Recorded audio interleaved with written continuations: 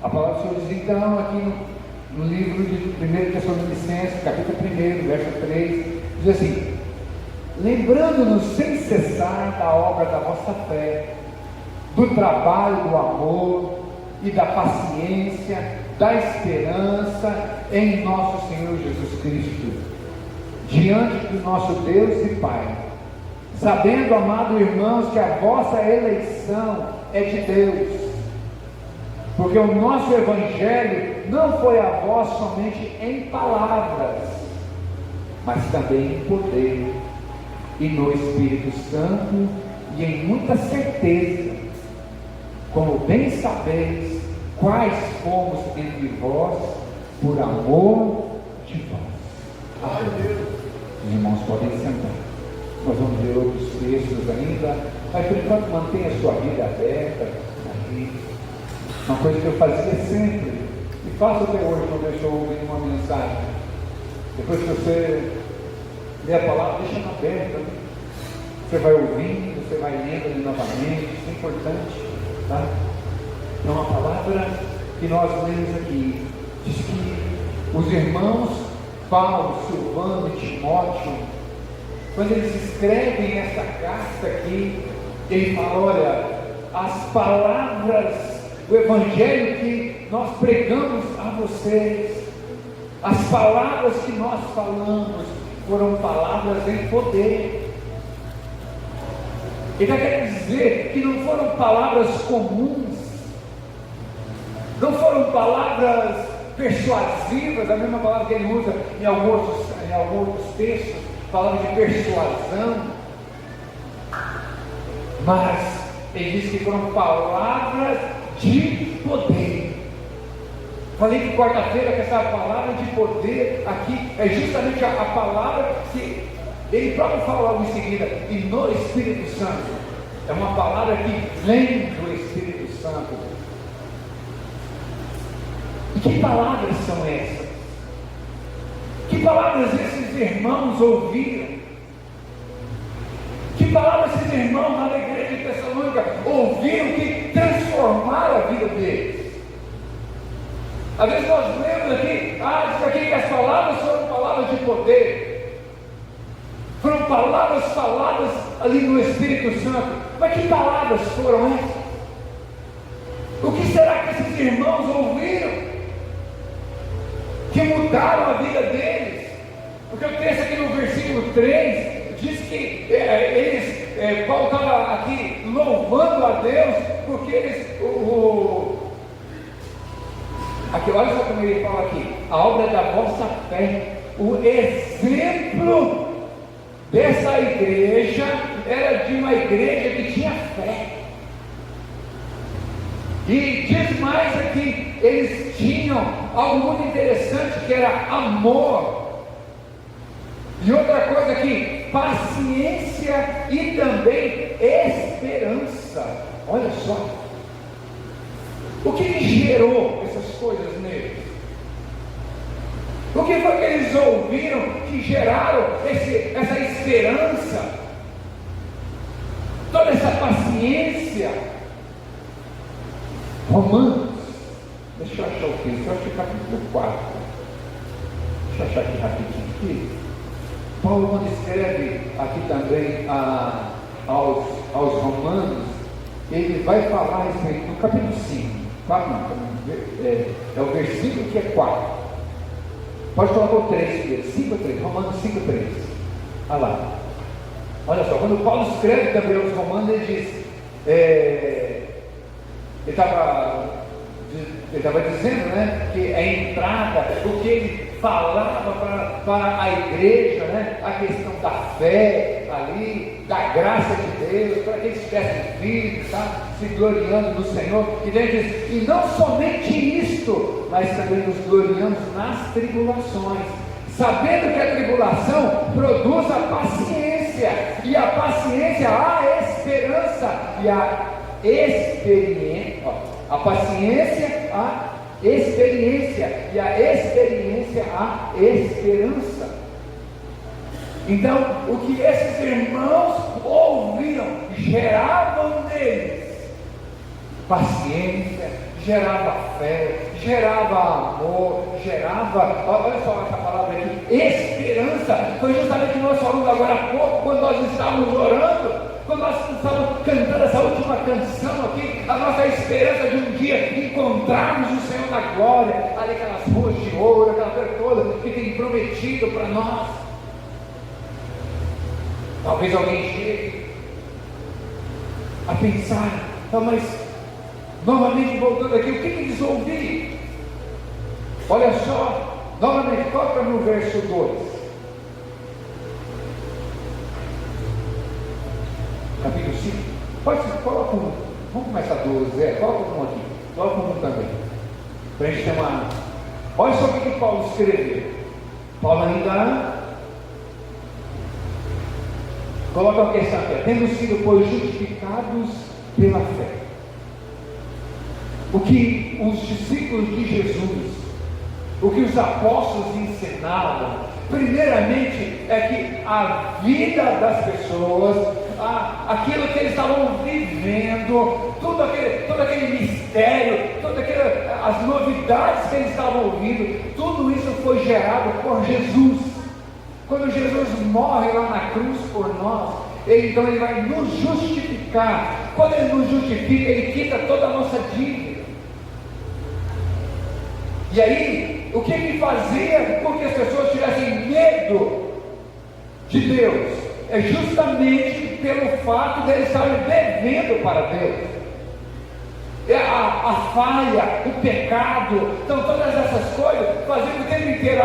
Eu não estou em paz com Deus, porque Deus pode vir a qualquer momento e pisar em mim. Qualquer momento Deus chega na minha garganta e vai colocar o pé na minha garganta. Qualquer hora dessa, a maldição vai bater na porta da minha casa. Qualquer hora a maldição vai chegar lá no meu trabalho. Qualquer hora a maldição vai chegar na minha vida. Alguma doença vai chegar, alguma coisa vai chegar, porque era desse jeito.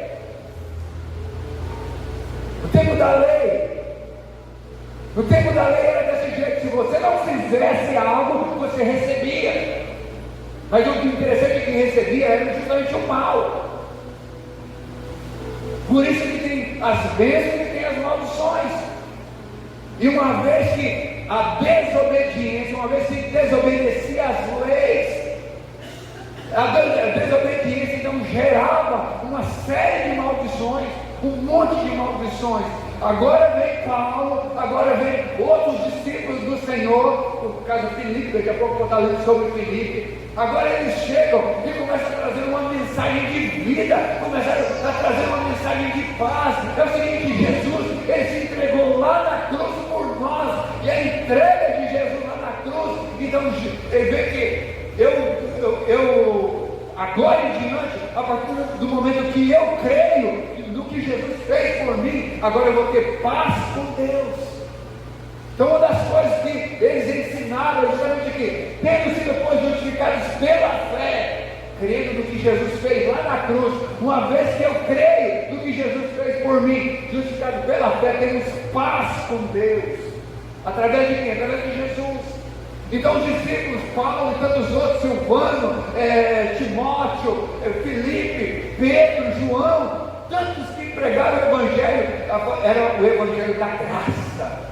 Jesus já fez por você, tudo foi feito lá na cruz, o preço foi pago, sua dívida foi paga, você não precisa mais se preocupar com a maldição batendo a porta da sua casa, você não precisa se preocupar agora você pode ter paz com Deus. E essa paz então trazia alegria. Coloca o verso 2 para mim. Olha só, pela qual também temos entrada pela fé a esta graça. Quando se fala de entrada, irmãos, é quando o que o Senhor fez por nós é algo que está disponível a todos aqueles que creem. Só que ele diz aqui que temos entrada pela fé a esta graça. Eu preciso crer. As pessoas que nos ouvem precisam crer naquilo que Jesus fez. E o que Jesus fez foi de graça.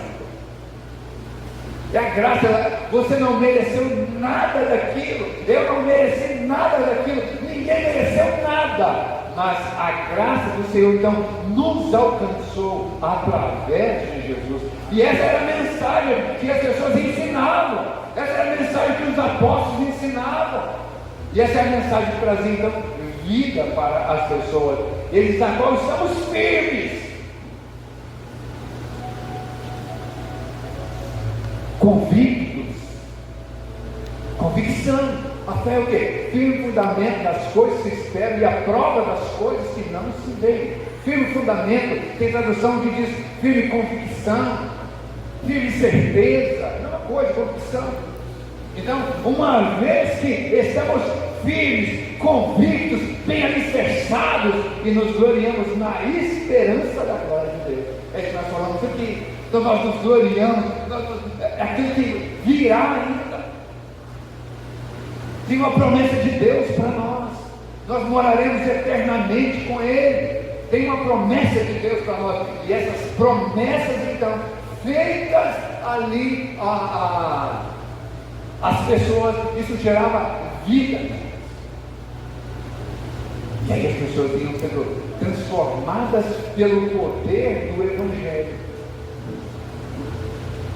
Isso é, quando nós, irmãos, quando nós entendemos que nós não fazemos nada, não é por nossa força, mas sim pelo poder do Evangelho, a transformação de vidas, é isso que o Senhor quer de nós. Vamos um pouquinho mais de Atos, volta um pouquinho de Atos, capítulo 8.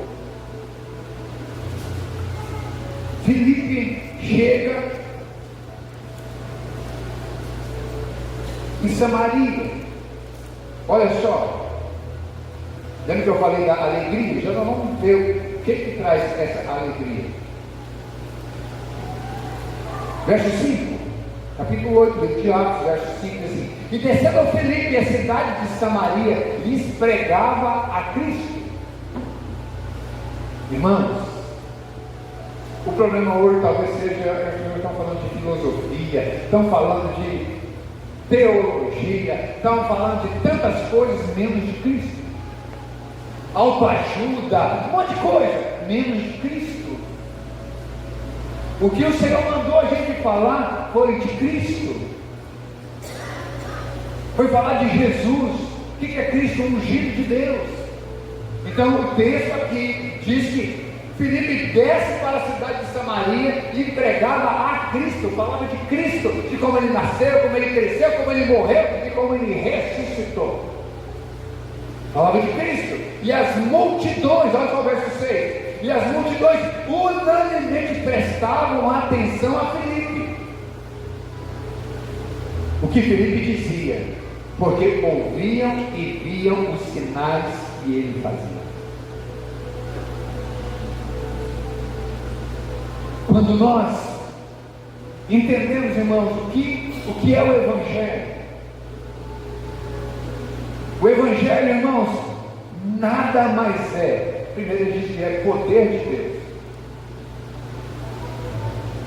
O próprio Senhor Jesus, quando ele ressuscita, ele morre numa cruz, mas ele ressuscitou. Quando ele ressuscitou, ele veio para junto dos seus discípulos. Ele veio para junto dos seus discípulos e ele dá uma ordem.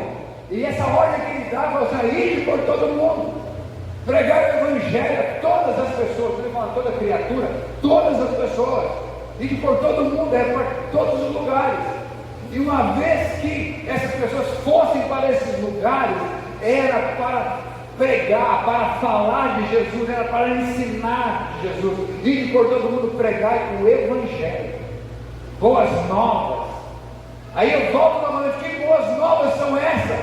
Justamente isso: Deus amou o mundo de tal maneira quanto que entregou o seu único filho. E essa entrega do seu único filho, ele se coloca ali numa cruz, ele se deixa colocar numa cruz, ele se deixa ser torturado ali numa cruz e entrega a sua vida por nós. E uma vez que ele se entrega por nós, sacrifício vivo, se entregou ali naquele momento ali. Mataram Jesus, mas a morte de Jesus foi para que eu e você tivéssemos vida, e através de Jesus tivéssemos paz com Ele. Então, quando Filipe chegou lá em Samaria, ele começou a falar essas coisas. E uma vez que ele começa a falar essas coisas, aí ele começa a também a falar o que Jesus mandou fazer. Era para batizar as pessoas, mas ele fala algo muito importante depois também, era para que nós curássemos os enfermos, era para que nós dessemos liberdade, libertação para essas pessoas. Isso era uma ordem para nós, ordem para a igreja, para mim e para você. Um evangelho sem cura, sem libertação, sem salvação não é evangelho. Nós estamos aqui no estudo de quarta-feira falando a respeito disso, do poder do evangelho. O que nós fazemos hoje? O que boa parte das pessoas fazem hoje? Vão para a igreja. Nós não falamos de Jesus para as pessoas, nós queremos levar para a igreja, como se estivessem dentro dessas quatro paredes aqui, elas estivessem salvas. Mas a verdade, irmãos, é que nós temos que falar de Jesus para as pessoas. Quem é esse Jesus que me salvou? Quem é esse Jesus que salvou você? O que ele fez por nós? Falamos na nossa célula de sexta-feira, de sábado. O que Jesus já fez por nós? O que quando eu me converti, o que eu vi de maravilhoso, assim, de tão grande assim? O que aconteceu na minha vida quando eu me converti? Eu falei que uma das coisas que me chamou muita atenção, estava num retiro, e o texto, justamente o tema ali, dizia que nós poderíamos pisar ali a serpente, poderíamos passar a mão no leão ali, que nada ia acontecer com a gente. Eu falei, mas está na Bíblia, não?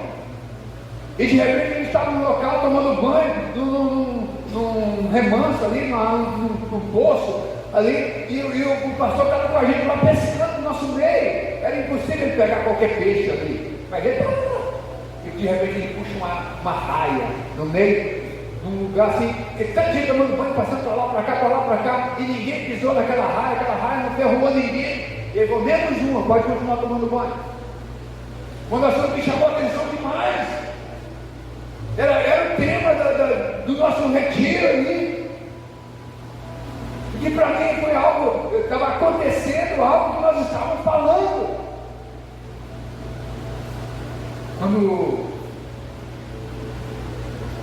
Aí acontece algo comigo.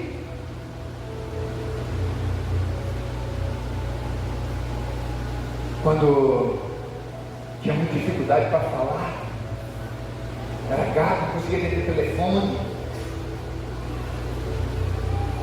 e de repente Deus me cura.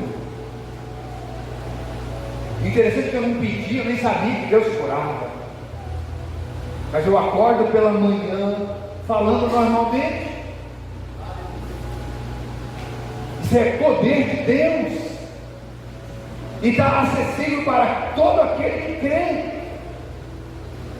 E aí quando Filipe então começa a pregar de Jesus, começa a falar do Evangelho, do poder de Jesus, as pessoas ficaram ali, aguardando o que Filipe ia falar. E aquela igreja começou a ver sinais. Por quê? Porque estava ouvindo que Jesus, através da graça maravilhosa dele, ele curava, ele libertava as pessoas. O interessante é que a palavra de Deus já diz isso tudo há tanto tempo. Nós lemos aqui no Salmo 116, abre novamente o Salmo 116.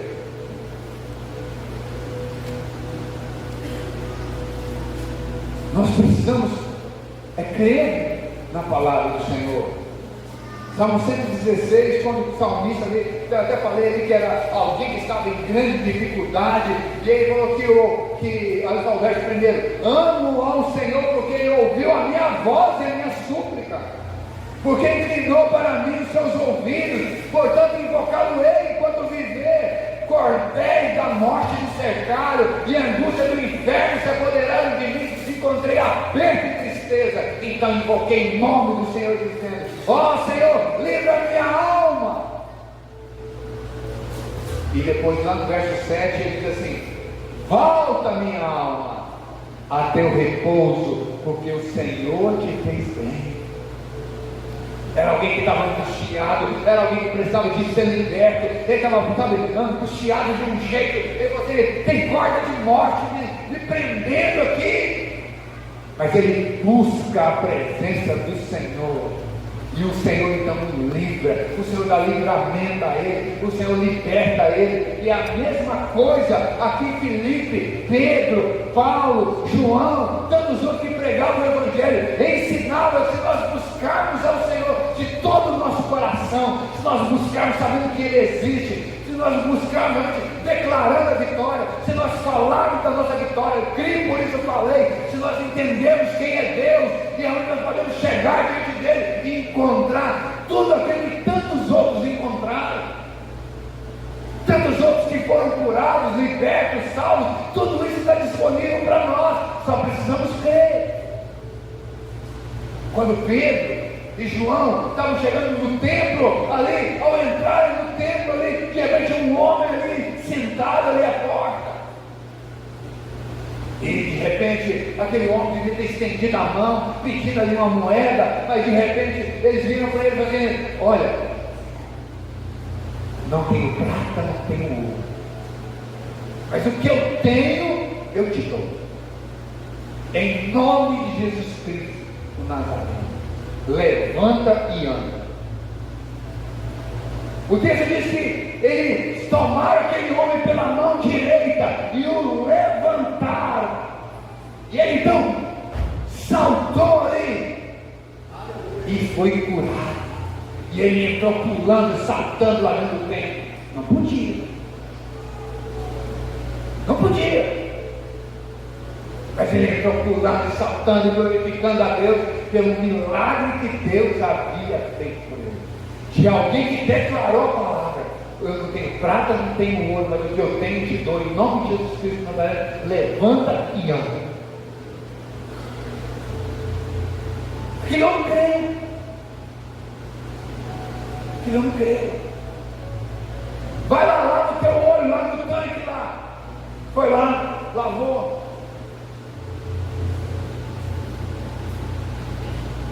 Tantos outros. Jesus, filho de Davi, tem misericórdia de mim. O que você quer? Quero ver.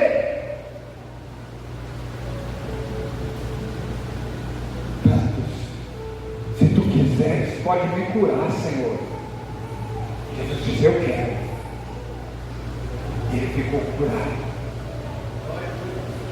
É o mesmo Jesus que está aqui hoje. É o mesmo Deus que está aqui hoje. É o mesmo Deus de Filipe que está aqui hoje, do mesmo jeito. Só que nós precisamos crer.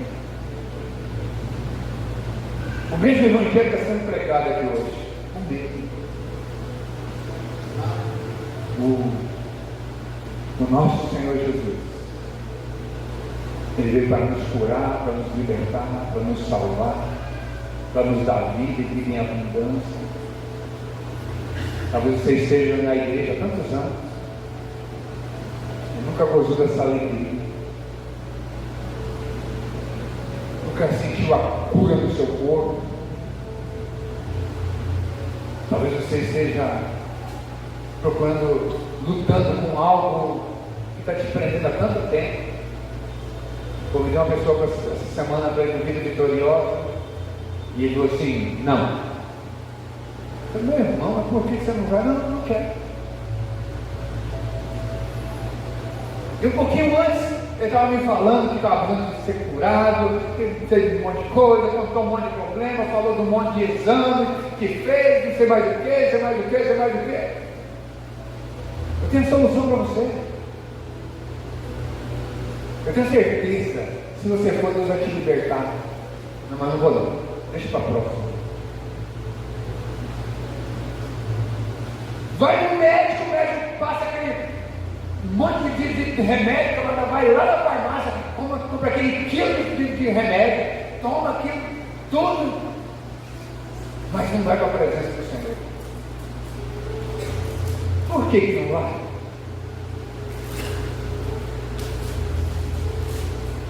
Tem gente que anda longe atrás desses camaradas, vai bater pena, vai sei lá o que, vai fazer uns remédios, faz umas garrafadas, não sei aonde. Cara, vai para tanto lugar, rapaz, dobra o joelho, fala com Jesus, mas não faz, já tem que ter um homem. A pessoa sai, eu vou para a irmã não sei quem vai orar por mim, o irmão não sei quem vai orar por mim, tem um pastor vindo lá da Caixa Prego lá, e que ele me revela o CPF, eu vou atrás, abre sua carteira, vê o número do seu CPF, para que você vai, no lugar que vai revela o CPF, você não sabe ler o número do seu CPF, não? Dobra o joelho, vamos orar, vamos levar as coisas a sério aí.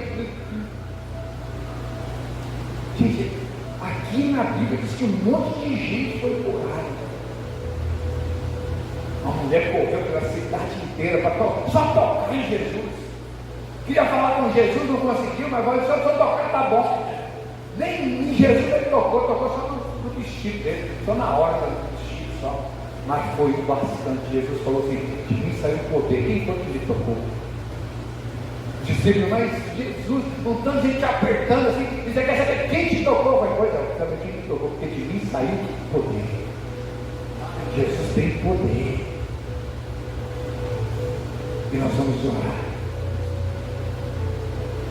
Marcos, só encerrando aqui, lembrei de um texto aqui. Marcos capítulo 6, deixa eu ver. Marcos 6, acho que é verso 11. O senhor já estava em 6, 11. Não foi de que troca. Isso. Esqueci mesmo. 13, desculpa. É o 13. 6:13. Olha lá. Os discípulos de Jesus. Jesus, ele dá ordem para os discípulos, primeiramente, fala assim: eu quero que vocês saiam aqui, eu quero que vocês vão de 2 em 2, eu quero que vocês entrem na cidade. Não sei se eu não chegou a projetar ali o verso 11, que eu tinha falado 11, mas ele fala assim: olha, se não der ouvir para vocês bate até o pó do sapato de vocês, não tem problema não, vocês vão entrar nessas casas, entrar na cidade, chegar nas casas ali, e vocês vão curar os enfermos que nela houver. Quando os discípulos retornam, eles dizem assim, vou fazer o verso 13, né? E expulsavam muitos demônios, e ungiam muitos enfermos com óleo e os curavam. O verso 12, olha, saindo eles, pregavam ao povo que se arrependessem. A gente começou o verso 13, diz assim: e expulsavam muitos demônios, e ungiam muitos enfermos com óleo e os curavam. Maravilha, ó. Só que o verso 12 diz assim: e saindo eles, Jesus dá a ordem. Se não te ouvir, não tem problema não. Vocês vão falar que vocês só vão, a ordem, Lucas dá uma ordem, escreve algo diferente de Marcos aqui. Vocês vão encontrar uma casa de paz, alguém que vai receber vocês. Mas se você chegar na cidade e não tiver ninguém para receber vocês, não tem problema não. Pode limpar os seus pés e ir embora. Mas aqui, aí diz no verso 12, que e saindo eles, pregavam ao povo que se arrependesse. Você nota que o verso 13 está atrelado, está ligado ao verso 12. Porque essas pessoas que agora se arrependeram, essas pessoas que entenderam essa palavra, olha só, e expulsavam muitos demônios, ungiam muitos enfermos com óleo e os curavam.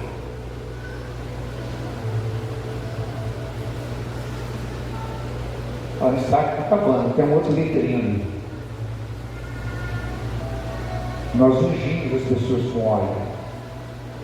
Ai, pastor, isso não tem nada a ver esse negócio de óleo. Os discípulos de Jesus levaram os óleos e ungiam as pessoas, e as pessoas eram libertas e curadas. Sim, porque Jesus ensinou.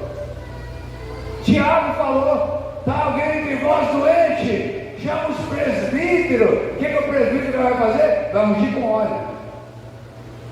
E a oração, ela vai fazer efeito. Então não é antibíblico. É bíblico.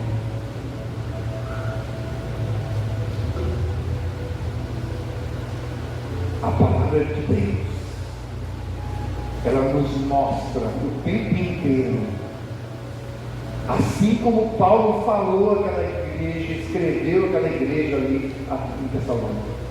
Volta agora para o verso 5 novamente. Eu cheguei até vocês. Eu cheguei até vocês, não foi apenas com palavras, mas foi com poder.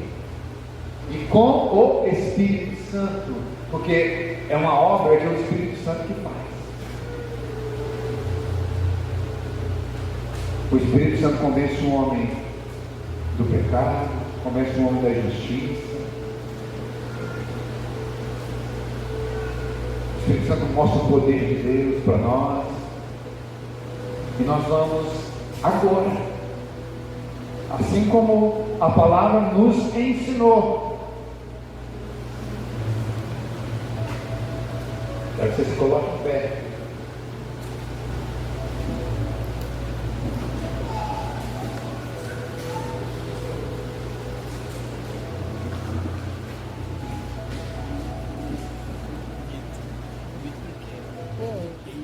Ele está esperando você levantar.